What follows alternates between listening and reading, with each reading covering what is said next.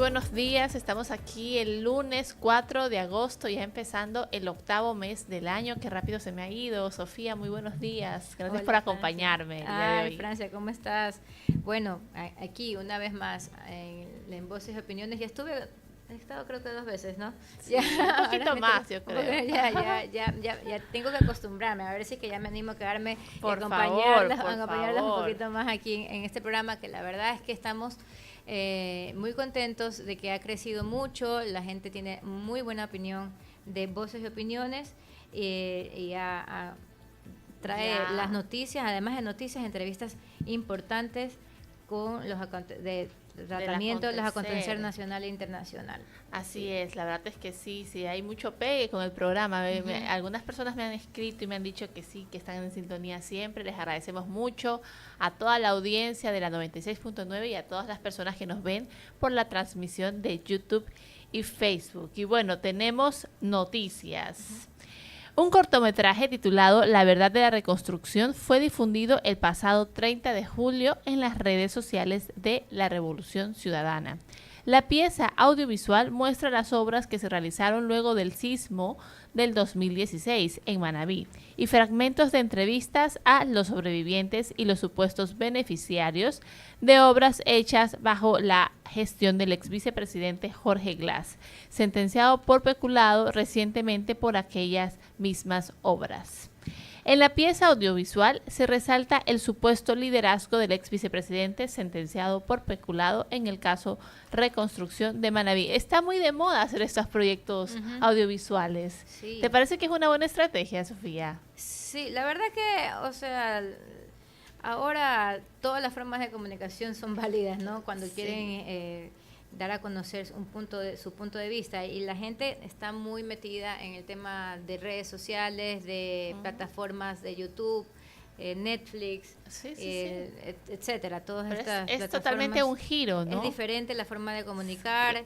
Y bueno, así mismo, por ejemplo, nosotros estamos también en nuestras redes sociales, no se olviden de seguirnos en YouTube, Facebook, Instagram y TikTok, y vemos que mucha gente se ha unido a nuestros canales de difusión, y es una forma de comunicar, como les digo, que tiene bastante enganche, podría ser. Exactamente, ¿sí? Y una línea discursiva, o sea, la verdad, que puede ser bien enfocada, ¿no?, a lo que ellos quieren explicar sin tener que hacer un hilo en Twitter, o un comunicado oficial. Exacto, que es más entretenida, es más entretenida, sí. Y, o sea, la verdad es que yo muy pocas veces he visto los documentales hechos por partidos políticos. Recuerdo que también estuvo el tema del documental de Rafael Correa, creo que es Influjo Psíquico. Estuvo hasta en Cannes, creo. Estuvo en Cannes, ¿no? La verdad no lo vi, solo vi como que los fragmentos que pasaban por Twitter, pero veo que es algo que se ha vuelto muy de moda, se ha vuelto popular entre los partidos políticos. Y bueno, vamos a ver quién ganará el Globo de Oro. Y sobre todo la percepción de la gente, ¿no? Que es lo que realmente a ellos les interesa. Así es. En tanto, un adolescente de 16 años fue detenido por prender fuego a una vivienda situada en las calles 33 y El Oro, suburbio de Guayaquil. El menor de edad estaba acompañado de otro sujeto y se movilizaban en una moto eléctrica cuando realizó dicha acción. Luego, a las pocas horas, se logró capturar al adolescente. Dios mío, qué terrible, ¿no? Debería haber mucho más control por parte de los padres de familia, porque imaginarse, prender fuego en plena vía pública. En lo internacional, la familia del activista opositor venezolano José Riera denunció ayer tener una semana sin conocer su paradero, luego de que fuera detenido de manera arbitraria por cuerpos de seguridad del Estado el pasado 26 de julio del 2025. En un video compartido en X por el partido opositor Voluntad Popular, 2 hermanos de Riera dijeron que se trata de una desaparición forzosa y que ha generado una angustia insoportable en la familia. No hemos tenido ninguna llamada, ningún mensaje, no se le permite comunicarse con sus familiares, no se le permite comunicarse con sus abogados, y esto es simplemente una violación a los derechos humanos, señaló uno de los allegados del activista José Riera. Terrible la noticia. Bueno, esperemos que aparezca pronto. ¿Qué tenemos en las novedades nacionales? Así es. Bueno, hay una nota de Diario Expreso sobre que los gremios alistan concentración por el recorte gubernamental. Ya sabemos que hay una estrategia del gobierno, o bueno, una decisión política y también administrativa de dejar 5.000 servidores, estos puestos, de eliminarlos de los servidores del servicio público, ¿no? Y bueno, el Frente Unitario de Trabajadores FUT y más de una decena de organizaciones sociales y sindicales se preparan para una movilización hacia la Corte Constitucional para el próximo jueves 7 de agosto a las 15 horas, en rechazo a las políticas de despido masivo impulsadas por el gobierno de Daniel Noboa. La convocatoria se concentrará en la Caja del IES en el sector de El Ejido, en Quito, y será liderada por el Colectivo Unitario de Trabajadores y Organizaciones Sociales y Populares. La propuesta tiene como eje el reclamo por salud, educación pública, trabajo digno y seguridad, pero su detonante inmediato es la desvinculación de 5.000 servidores públicos, confirmado el 24 de julio por el Ejecutivo como parte de una reestructuración estatal. Según José Villavicencio, presidente nacional de la Unión General de Trabajadores del Ecuador, UGT, la jornada del 7 de agosto tiene como propósito exigir a la Corte Constitucional que dé trámite a las demandas de inconstitucionalidad presentadas por la Ley de Integridad Pública y las otras normas aprobadas por la Asamblea Nacional. La ley dejó sin empleo a más de 5.000 servidores. Estamos convocando a esta acción para exigir que la Corte se pronuncie. Además, el 16 de agosto realizaremos una convención nacional con distintas organizaciones sindicales y sociales que definirá próximas acciones conjuntas, señaló Villavicencio a Diario Expreso. Desde el Palacio de Carondelet, el Ejecutivo anunció el 24 de julio el inicio de un proceso de reestructuración que incluye la fusión de ministerios y secretarías, así como la eliminación de cargos considerados ineficientes o ligados a estructuras que obstruyen el trabajo. La vocera del gobierno, Carolina Jaramillo, aseguró que la medida no afectará directamente a médicos, enfermeras, policías ni militares, pero sí impactará personal administrativo del Ejecutivo y otras entidades como el IES. De acuerdo con la funcionaria, este proceso tiene como objetivo mejorar la eficiencia del Estado y abrir espacios para nuevos talentos comprometidos con el país. En ese pronunciamiento, ella desmintió versiones que hallaban de una supuesta desvinculación de hasta 100.000 funcionarios. Entre las organizaciones civiles que han convocado está el Frente Unitario de Trabajadores FUT, la Unión Nacional de Educadores UNE, la Confederación Ecuatoriana de Organizaciones Sindicales Libres, la Confederación Nacional de Servidores Públicos CONASEP y el Frente de Pacientes Renales. Como parte de la reforma que está en la mira de las organizaciones de la sociedad civil, se anunció que el número de ministerios se reduce de 20 a 14 y el de secretarías de 9 a 3, a través de una serie de fusiones de carteras afines como el Ministerio de Vivienda, que se fusiona con el Ministerio de Transporte y Obras Públicas. Y así, mismo un detalle, las posiciones, el gobierno de Daniel Noboa se le abre un nuevo frente político. Esta vez las voces críticas se concentran en las calles desde los gremios, y eso también es importante decirlo, porque recordemos que, bueno, hasta ahora el gobierno de Daniel Noboa tiene mayoría en la Asamblea Nacional, le da estabilidad para gobernar, pero otra cosa también son los gremios y las organizaciones sociales, a las cuales en las calles la gente se empieza a sentir esa insatisfacción, puede ser por estas nuevas leyes aprobadas que al final del día les ha costado el trabajo a muchos de los funcionarios públicos. Así es. Entonces vemos que existe una movilización importante y directamente ante la Corte Constitucional. O sea, creo yo... Es una presión por la Corte también. Exactamente, eso podría ser un riesgo aproximadamente, me parece que tiene un mes de vigencia la Ley de Integridad Pública. Podría ser un riesgo para 39 días para la Ley de Integridad Pública. La verdad es que nos solidarizamos con todos los gremios de trabajadores. Sin embargo, habría que ver si tal vez estas medidas por parte del Ejecutivo cumplen ciertas metas como las del Fondo Monetario Internacional y que esto a largo plazo podríamos decir, ser favorables. Exacto, o sea, sentido. Yo en lo personal, esta es una opinión muy personal que tal vez a algunos no les guste, pero en lo personal yo sí estoy de acuerdo con la reducción del Estado. En administraciones anteriores, hemos visto que habían antes, por ejemplo, en la administración de Lucio Gutiérrez, habían mucho menos de las que están proponiendo ahora. Sin embargo, a mí me preocupa es la forma de, porque de repente desvincular a 5.000 funcionarios sin una evaluación, sin un proceso administrativo que, por ejemplo, un sumario en el cual se verifique realmente que el funcionario que está siendo desvinculado es alguien que haya tenido faltas, ¿no? Y además que ellos tengan derecho a defenderse, pues, ¿no? Exacto. Simplemente ha sido un comunicado y básicamente atados de manos se quedan todos los funcionarios públicos que han sido desvinculados de sus puestos de trabajo y lastimosamente no hay fórmula legal para que puedan otra vez retomar sus puestos de trabajo. Así que también el gobierno de Daniel Noboa debería de alguna forma promover plazas de trabajo tal vez privadas para que estos 5.000 personas que han sido desvinculadas de las funciones públicas puedan tener otras oportunidades de trabajo tal vez en lo privado o en lo particular. Por supuesto, porque eso preocupa en el hecho de que estamos en una crisis de seguridad que está también un poco impulsada o agraviada por el hecho de tener desempleo, de tener un factor social que puede afectar, o mejor dicho, que afecta a la crisis de seguridad. Entonces, lo que no queremos es más gente en las calles desocupadas que pueda caer en la tentación de la delincuencia organizada, que hoy es tan sencillo pertenecer a una de estas bandas. Exactamente, desde los niños, porque hasta desde los niños hemos escuchado aquí expertos en seguridad que nos han hablado que desde las escuelas, el colegio, ya los están tratando de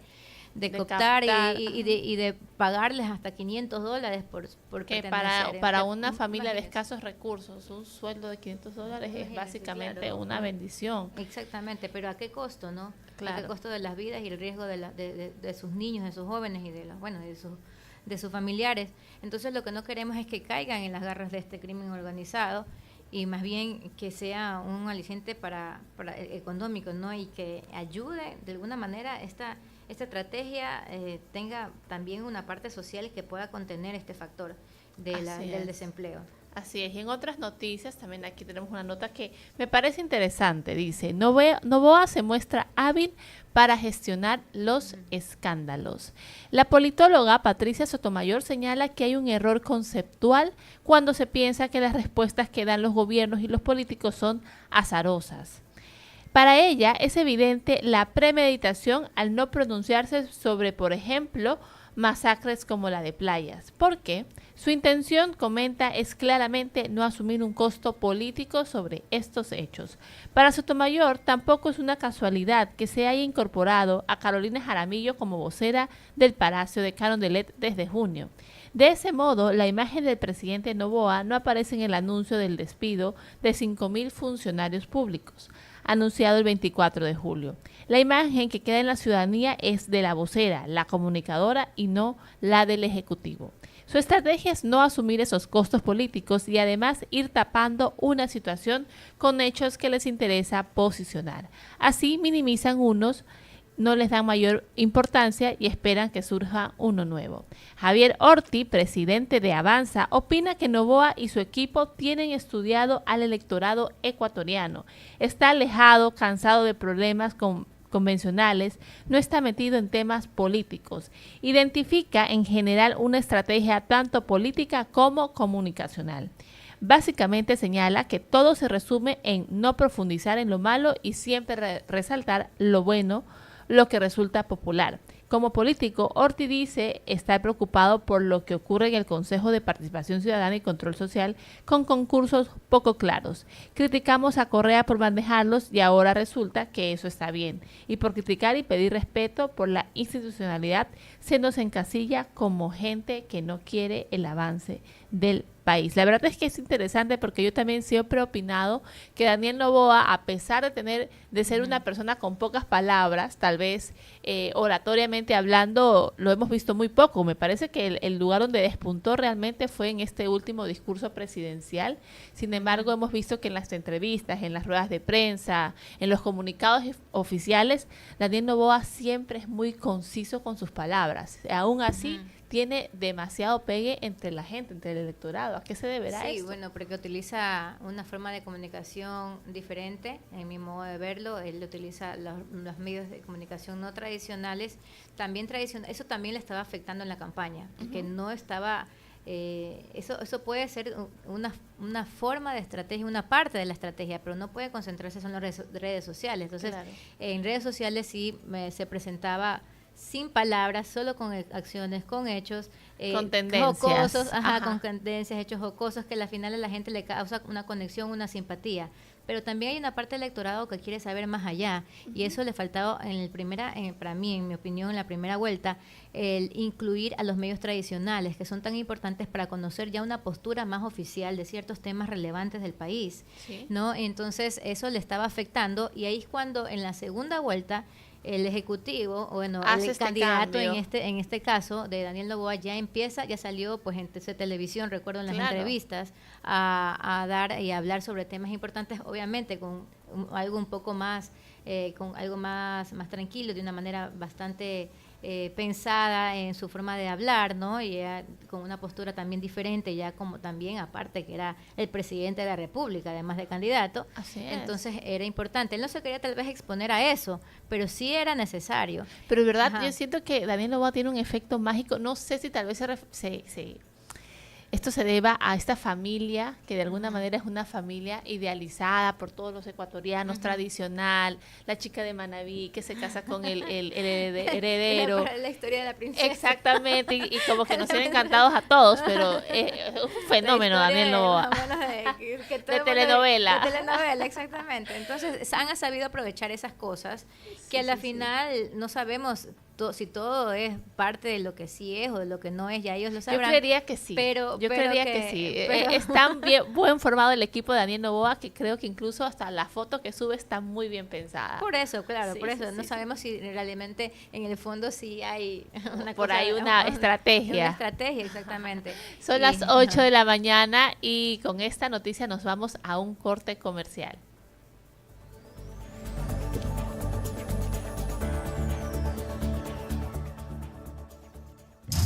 Ahora, en la 96.9 te damos buenas recomendaciones. Ya regresamos con más. Elegancia que se nota, distinción que se siente. Cavalieri viste al verdadero caballero. ¿Deseas vestirte con distinción y marcar una diferencia en la forma en que te presentes ante los demás? Entonces debes ir a Cavalieri, el mejor lugar para vestir, acorde a la ocasión con elegancia y distinción. Visítanos en nuestros locales ubicados en San Borondón Plaza y en la Ciudadela Kennedy, Avenida Miguel H. Alcíbar. Trajes, corbatas, accesorios y una amplia variedad de texturas esperan por ti. Déjate asesorar simplemente por los mejores. Cavalieri, donde nace el arte de vestir bien.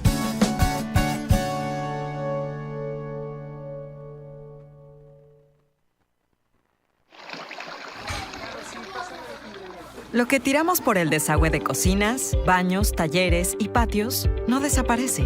Pañales, aceites, restos de comida, preservativos, todo eso y más afecta al sistema de alcantarillado de la ciudad. En Interagua trabajamos todos los días para mantenerlo en perfectas condiciones. Pero necesitamos de ti, porque la simple decisión de disponer adecuadamente los desechos puede evitar obstrucciones, malos olores y problemas en las redes. Cuidar el alcantarillado es un trabajo en equipo. Juntos, Guayaquil avanza. Juntos, el agua sigue. Interagua, el agua de los guayaquileños. Después de un accidente de tránsito, cada minuto es crucial para las víctimas. Por eso, usa tu celular para solicitar ayuda. Siempre cede el paso a los bomberos. Si existe una herida externa, ejerce presión para evitar la hemorragia. En caso de lesiones graves, espera la asistencia de paramédicos o personal de rescate. Cuida tu vida, conduce con precaución y actúa a tiempo. La prevención es la clave. Este es un mensaje del Benemérito Cuerpo de Bomberos de Guayaquil. Los mejores están con los mejores. En la 96.9 te recomendamos lo mejor. La información con un contexto inigualable y diferente. Voces y opiniones de nuestro entrevistado del día. Voces y opiniones. El segmento de entrevistas y análisis de Noticias 96.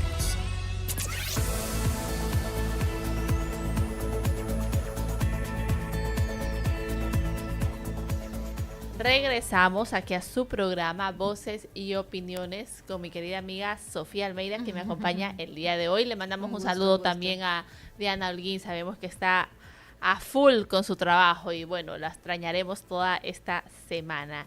Finalmente, Sofía, tenemos el invitado, ¿no está conectado, Johnny? 8:10. En todo caso, tenemos más noticias y vemos que finaliza el plazo para informe de fiscalización.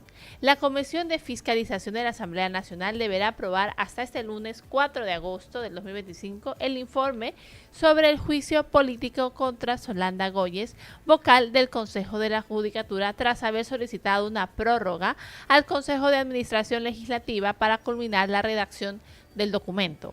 Durante la última sesión, la asambleísta oficialista Ana Belén Tapia planteó la moción para solicitar más tiempo. La propuesta fue aprobada con 6 votos del bloque oficialista ADN, mientras otros sectores han manifestado críticas al manejo del proceso. La solicitud de juicio político fue presentado por el legislador oficialista Fernando Jaramillo, quien acusa a Góyez de incumplimiento de sus funciones. La verdad es que el Consejo de la Judicatura está en crisis. Sí, y bueno, ella estuvo mucho tiempo por este tema, sin poder actuar en el Consejo de la Judicatura, bueno, por este y otros temas, lo que tengo entendido, y ahora ya está de nuevo ingresada en el Consejo, pero son 3 de los 5 que deberían conformar el Consejo de la Judicatura. Recordemos que ella asume la vocalía luego de que renuncia el vocal Javier Muñoz. Ella fue integrada en la terna, eso me correspondió en mi administración del Consejo de Participación Ciudadana. Ella fue ingresada en la terna del presidente Lenín Moreno. Ella fue la segunda de la terna, y luego pues de que hubo el proceso y se designó al vocal Muñoz, y luego del tema de la fiscalía y todos los problemas que tuvo, ingresa Yolanda Góyez como titular para el Consejo de la Judicatura, y ahora pues bueno, ya con un nuevo panorama político, otra nueva administración gubernamental y también nueva asamblea, y ahora está con este tema del juicio político. Claro, me extraña mucho que a Soledad Góyez la hayan llamado para un juicio político, porque tengo entendido que ella era una de las mayores críticas dentro del Consejo de la Judicatura del correísmo, y que ahorita el oficialismo esté llamándola a un juicio político, no sé, me suena raro, porque insisto, ella siempre tuvo una postura muy clara y ella nunca tuvo reparo en ocultarla. Sí, el tema justamente es que ella ingresó en la terna enviada por el Ejecutivo, por el presidente Lenín Moreno. Entonces, claro, básicamente ella es delegada del Ejecutivo, entonces tal vez como ADN es del Ejecutivo, también, entonces tal vez quiere ingresar su propio gremio. Su propia pero igual, fuente, no sé, Sofía, ¿qué opinas tú?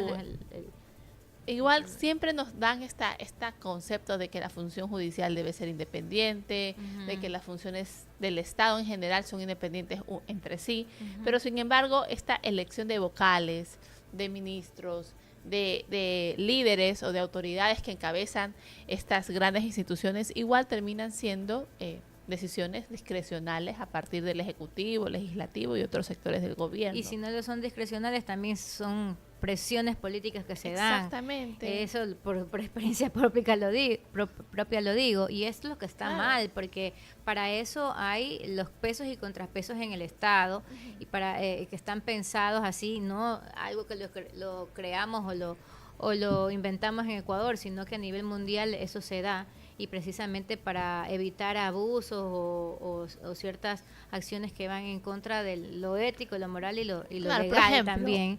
Exacto, tú que has estado dentro del Consejo de Participación Ciudadana, una persona que es señalada o es, digamos, insinuada como parte de la terna del Ejecutivo, de alguna forma va a tener que responder a los intereses del Ejecutivo, porque es básicamente la dependencia de la que fue... Es la fuente. Exactamente. La fuente por la que se originó. Claro que sí. Entonces, ¿cómo se puede garantizar la objetividad y la imparcialidad de las funciones del Estado si estas son las formas de escoger a sus miembros? Exacto. Eso es la parte cuestionable del Consejo de la Judicatura. Tal vez muchos pueden decir que, pues bueno, es una postura de 5, ¿no? pero en estos casos en el que están solo 3 y en los Claro. que, bueno, y ahí ya vienen las pugnas políticas y quedan en medio de fuego cruzado entre el tema político, estos organismos de colectivos, digamos, de órganos de colegiados, perdón, esa es la palabra, un órgano colegiado, terminan en estas pugnas internas entre sus miembros y cada uno presionado por un factor político o un grupo de poder, y eso es lo que causa inestabilidad política y a la final también una mala imagen en el exterior de nuestro país, que nos afecta de manera económica también, que muchos creen que eso no nos afecta de manera económica, pues No, sí, por nos supuesto afecta que porque sí. también se hacen acciones en contra de la seguridad jurídica y etcétera, etcétera, etcétera, que a la larga nos ponen como un riesgo país elevado, con un elevado riesgo país y con un tema económico que nos afecta, ¿no?, para muchas cosas a nivel internacional. Así es. Bueno, y en otras noticias tenemos que Revolución Ciudadana quiere que Godoy explique en la Asamblea el caso Favara. El correísmo intentará que el Pleno dé paso a una solicitud para que el presidente del Consejo de la Judicatura, Mario Godoy, comparezca en la Asamblea. El bloque de Revolución Ciudadana plantea que ofrezca explicaciones por el caso del juez Fabián Favara. El asambleísta de RC, Luis Fernando Molina, planteó un cambio en el orden del día de la sesión del Pleno del próximo 5 de agosto del 2025. El objetivo es que la Asamblea convoque a Godoy para escuchar su versión sobre la prescripción de un sumario en contra de Favara, quien actualmente forma parte de la terna propuesta por la Asamblea para el proceso de conformación del nuevo Consejo de la Judicatura. En el documento remitido por Molina a la presidencia de la Asamblea se señala: conocer y resolver sobre la resolución que dispone la comparecencia del presidente de la Judicatura ante el Pleno de la Asamblea Nacional para que explique sus acciones en el proceso disciplinario en contra del juez Fabián Favara. El correísmo tendrá que sortear a la mayoría coordinada por el oficialista ADN, ya que necesita 77 votos para en primera instancia aprobar el cambio en el orden del día. Posteriormente requerirá la misma cantidad de votos para aprobar la resolución. Esa misma, desde el inicio del actual periodo legislativo, ha sido imposible para el correísmo. El oficialismo no ha dado paso, por ejemplo, a pedidos sobre contratos eléctricos o sobre declarar en emergencia el sistema de salud. El juez Fabián Favara tenía una declaratoria jurisdiccional previa. La Corte Nacional de Justicia revisó su actuación en la causa de violencia sexual y concluyó que incurrió en negligencia manifiesta. En el ámbito disciplinario, los informes técnicos recomendaron su destitución al tratarse de una falta grave, según el artículo 109, numeral 7 del Código Orgánico de la Función Judicial. Y esto es lo que debía resolver el Pleno de la Judicatura. Igual, qué compromiso Y que es un debe conflicto tener. de intereses. Exactamente, debe tener el actual presidente del Consejo de la Judicatura. Y es un conflicto de intereses porque realmente si él tiene ya un proceso disciplinario y ahora él va a ser candidato a Claro, no, la pues, ter- y que a designar. sí se Y creo que está presta primero, para... ¿no? Sí, Está primero en la terna. está primero ¿no? en la terna de la Asamblea. Y sí se presta para interpretaciones o malas interpretaciones debido a que tiene un proceso sumario que es cerrado justo antes de enviar su nombre en la terna por la Asamblea Nacional. Entonces, ¿por qué se explica esto? Y peor, con una declaración por parte de la Corte Nacional de Justicia sobre una supuesta negligencia manifiesta por haber actuado incorrectamente en un proceso tan delicado como violencia sexual. Entonces, realmente este es un mal momento para ser presidente del Consejo de la Judicatura. Sí, realmente bien Qué complicado. compromiso. Tenemos un invitado el día de hoy y se trata del economista José Serrano, economista y magíster de Dirección Comercial y Marketing, que nos hablará hoy sobre el proyecto de ley de control de flujos irregulares y obligaciones de las fundaciones de contar con programas de cumplimiento. Economista, muy buenos días nuevamente.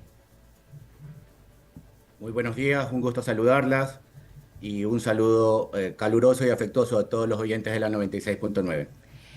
Gracias. Para entendimiento de la ciudadanía, por favor, economista, explíquenos en qué consiste este nuevo proyecto de ley. Bueno, este proyecto de ley podemos segmentarlo en dos partes, ¿no? La primera de ellas está enfocada a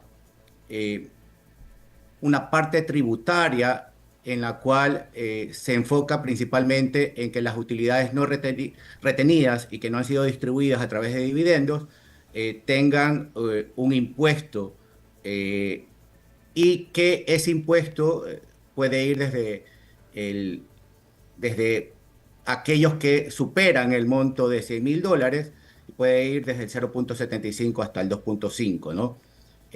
La otra parte también es que los dividendos distribuidos, antes la base del cálculo era un 40% del dividendo y sobre eso se retenía el 25%.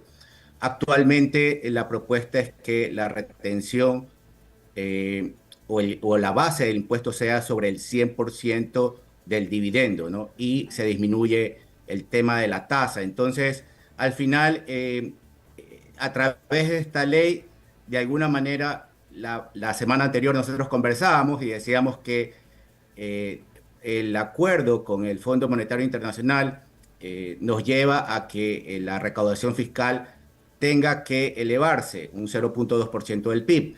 Adicionalmente, ¿por qué esta ley? Bueno, si nosotros vemos los números, en cuanto a temas de recaudación fiscal, está en un cumplimiento del presupuesto del 53, 54%, en cuanto a la recaudación fiscal, pero los otros ingresos, como ingresos petroleros, cuando se envía la proforma presupuestaria al Estado, se envía con un precio del petróleo que hoy está por debajo, ¿no? Es decir, nosotros el año pasado tuvimos una recaudación de precio de barril de petróleo aproximadamente $71 y hoy rondea los $61, ¿no? Entonces existe la necesidad fiscal porque tenemos este acuerdo de compromiso y hay que mejorar la fluidez de la caja fiscal. De ahí viene el tema de reforma tributaria, ¿no? Así es. La otra parte, si me permiten, la otra parte está enfocada en este control a todas las ONGs, ¿no? Organizaciones no gubernamentales, en la cual se exige, cada ONG generalmente responde a los diferentes ministerios, que puede ser MIES, Ministerio de Trabajo, Ministerio de Deporte. Entonces se busca unificar para que una superintendencia, que es la Superintendencia de Bienestar Económico Social, pueda consolidar de alguna manera el control de estas fundaciones, tanto en la parte de reporte financiero como en la parte de reporte y asimismo se exige algunos elementos que están ligados hacia tener, por ejemplo, un oficial de cumplimiento y también que puedan transparentar la información de quiénes son sus donantes, ¿no? De dónde obtienen sus ingresos, y también que puedan publicar esta información, de ser posible, en una página web, ¿no? Entre otros elementos, son los más relevantes o importantes, ¿no?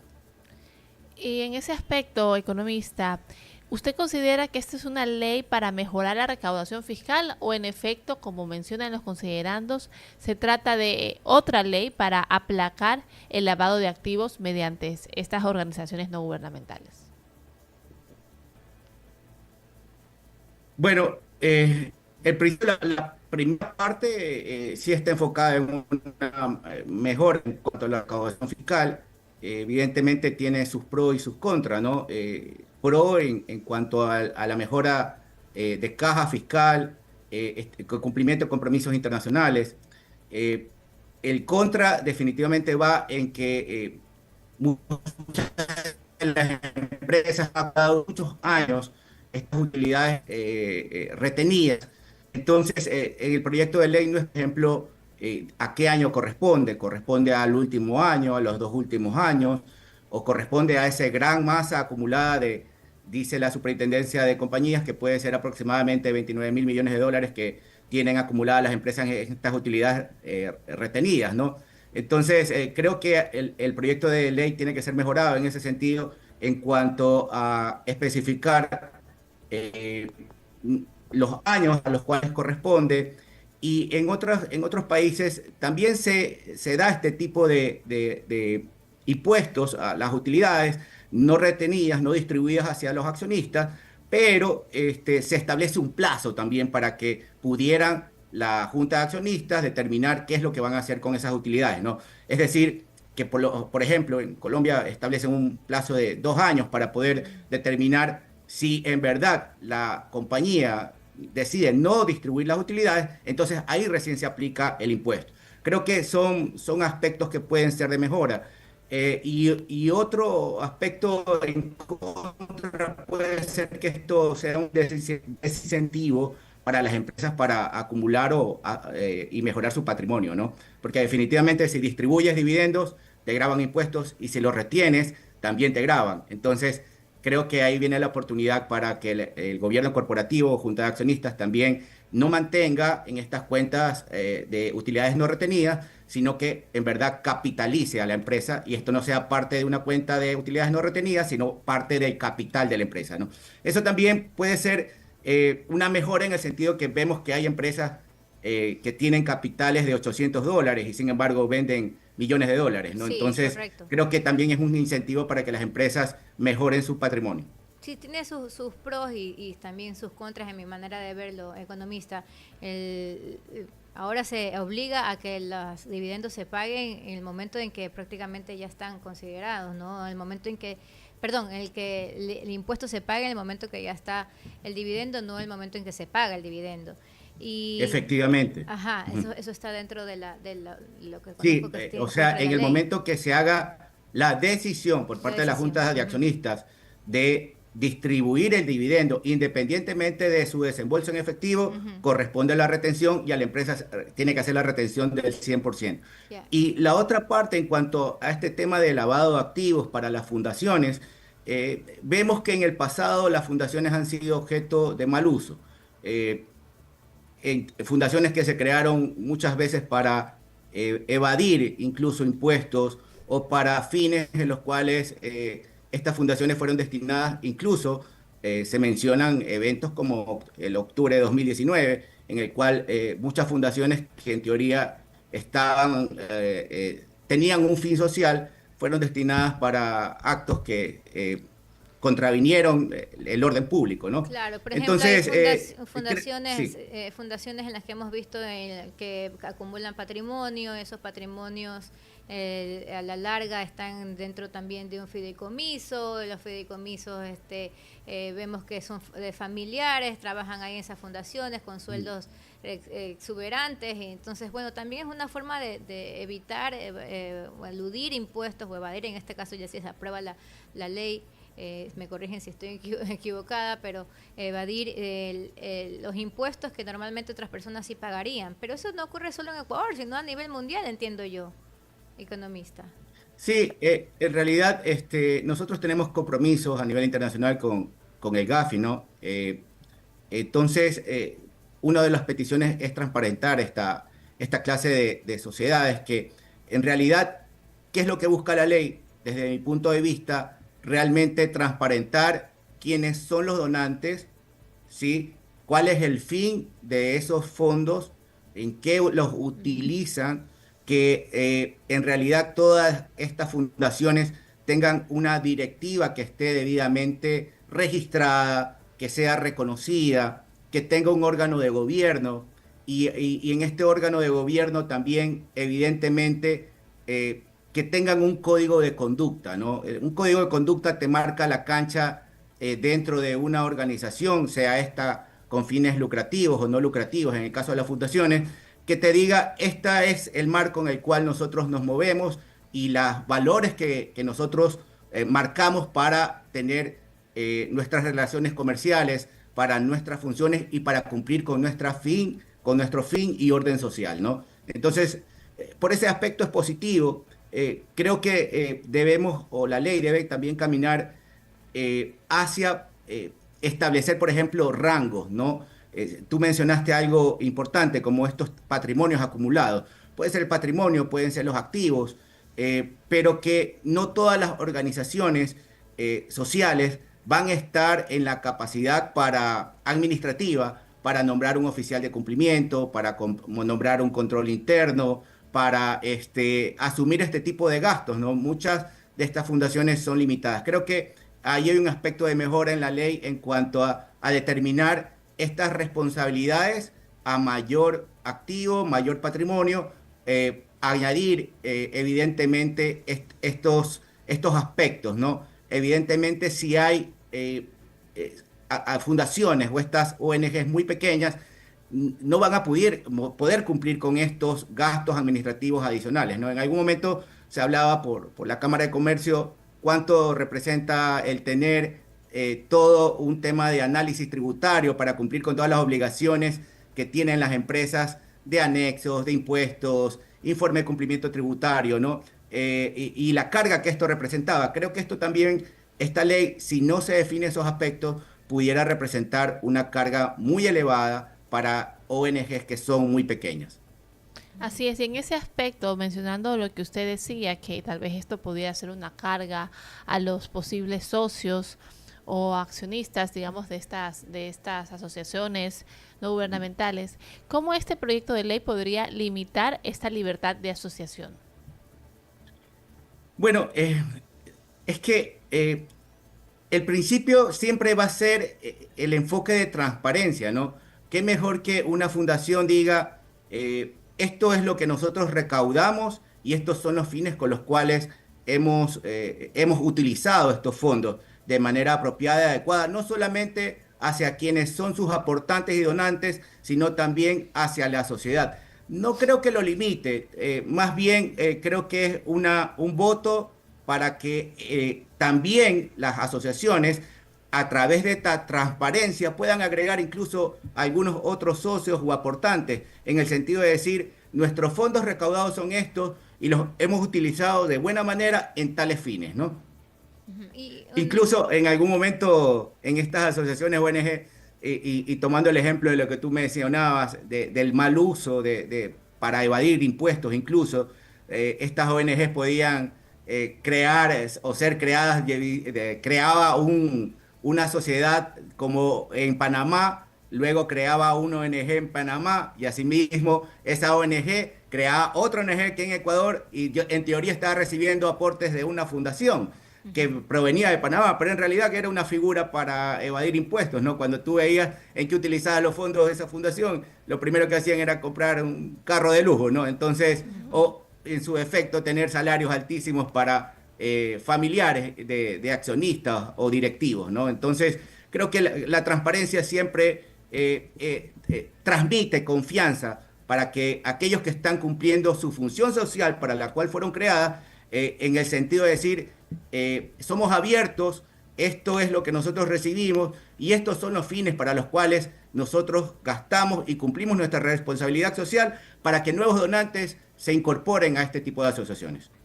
Y con respecto a estas obligaciones que tienen las fundaciones de contar con programas de cumplimiento, esa parte puede, por favor, esclarecernos un poco. Sí, mira, un programa de cumplimiento parte principalmente de reconocer cuál es el contexto de la organización, dónde opera, cuáles son sus funciones principales, cuáles son sus partes interesadas, cuáles son los riesgos y oportunidades que tienen, construir una matriz de riesgos, sobre cuáles son los aspectos de cumplimiento normativo, cumplimiento antisoborno, y una vez determinados todos estos aspectos, tú puedes construir cuáles son tus objetivos de acuerdo a tu programa de cumplimiento, ¿no?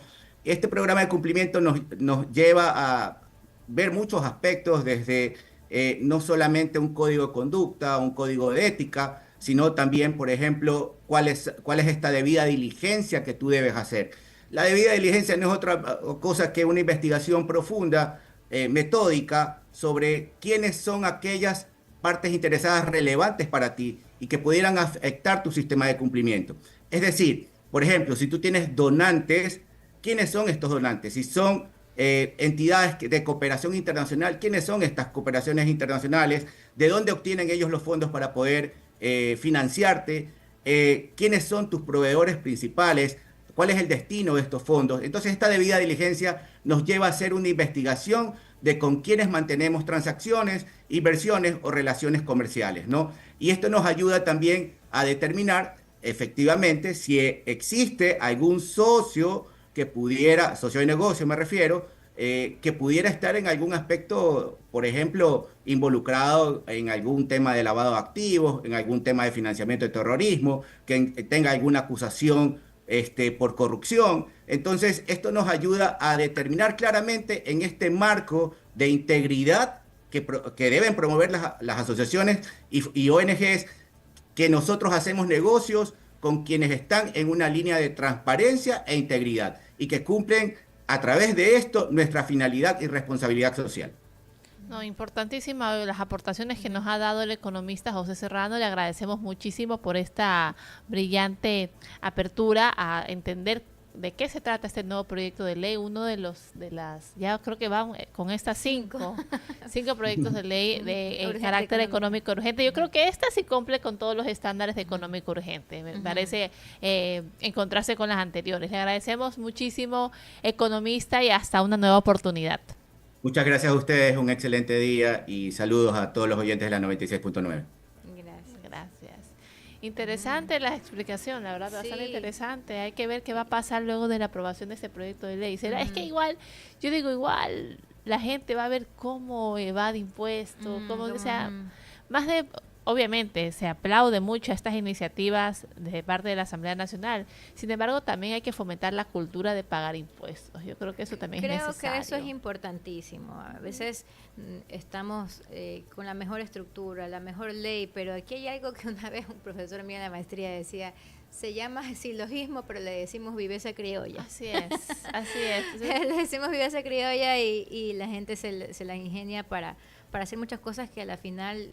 Claro, de momento les beneficia económicamente, pero a la larga es un perjuicio para todo el país, a la larga para todos. Entonces, es algo que también necesitamos como Ecuador, como país, más clases de civismo, de ética, de una cultura, concientización. de Yo creo que muchas personas no entienden el mecanismo de los tributos, no entienden que al pagar más tributos el Estado está obligado a mejorar el servicio en todos los ámbitos: salud, justicia, educación, seguridad. Entonces, obviamente, es un trabajo de lado y lado. Claro. Por una parte, los ecuatorianos entender que no se puede estafar al Estado, que al final del día todos vamos a ser beneficiados de un pago correcto de impuestos. Y por otra parte, de los estados también de invertir esos impuestos en mejorar nuestra calidad de vida, por así decirlo. Eso es lo que debería suceder, ¿no? Y muchos... Entiendo que dicen, no, si mis impuestos se van es para que el Estado ahí, los políticos se los lleven. Claro, es que ese eso es el causa la pensamiento. indignación, los que les causa indignación. Pero en todo caso, sí, es el mundo civilizado.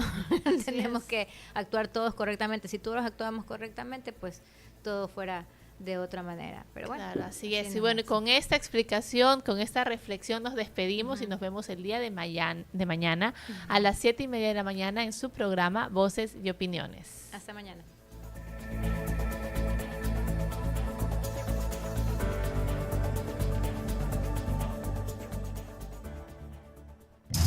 Ahora, en la 96.9.